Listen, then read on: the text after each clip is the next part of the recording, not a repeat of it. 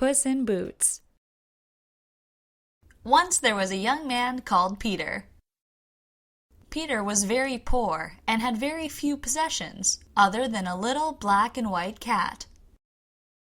One day the cat asked Peter if he would buy him a hat and some boots. Peter loved the cat, so Peter saved all his money and bought him the finest hat and boots you have ever seen. "I will call you Puss in Boots," chuckled Peter. The next day Puss in Boots went into the fields and caught a rabbit and took it straight to the king.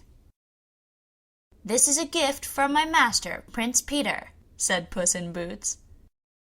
The king loved animals and was very happy with the gift. The next day Puss in Boots went into the fields and caught a bird and took it straight to the king.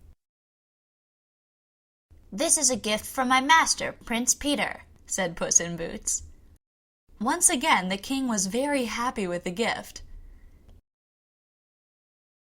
Puss in Boots visited the king every day.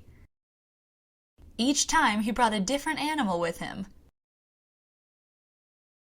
One day the king said, "Your master has been very kind. I would like to visit him tomorrow with my daughter the princess." The next day Puss in Boots told Peter that he should go for a swim in the river. Whilst Peter was swimming, Puss in Boots hid Peter's clothes in a bush, then waited for the king.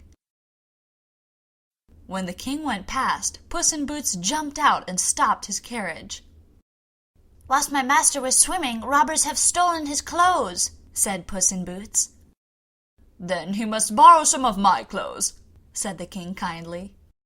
When Peter put on the king's clothes, he looked very handsome, and the princess fell in love with him. "Rest here for a while, then come to Prince Peter's castle," said Puss in Boots, pointing at a nearby castle. As the king rested, Puss in Boots ran to the castle and knocked on the door. The nasty ogre who lived at the castle opened the door and said, "Who has disturbed me?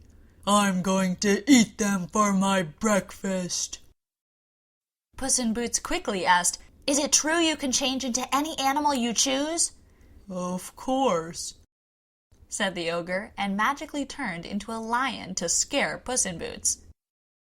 "That is impressive, but I do not think you could turn into something small, like a mouse," said Puss in Boots. "I can," said the ogre, and magically turned into a mouse. "You look very tasty as a mouse. I think I'll have to eat you," said Puss in Boots. The ogre was very scared and ran away, never to return to the castle. Just then the king arrived with the princess and Peter.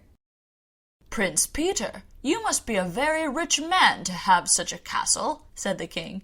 "I would be happy for you to marry my daughter."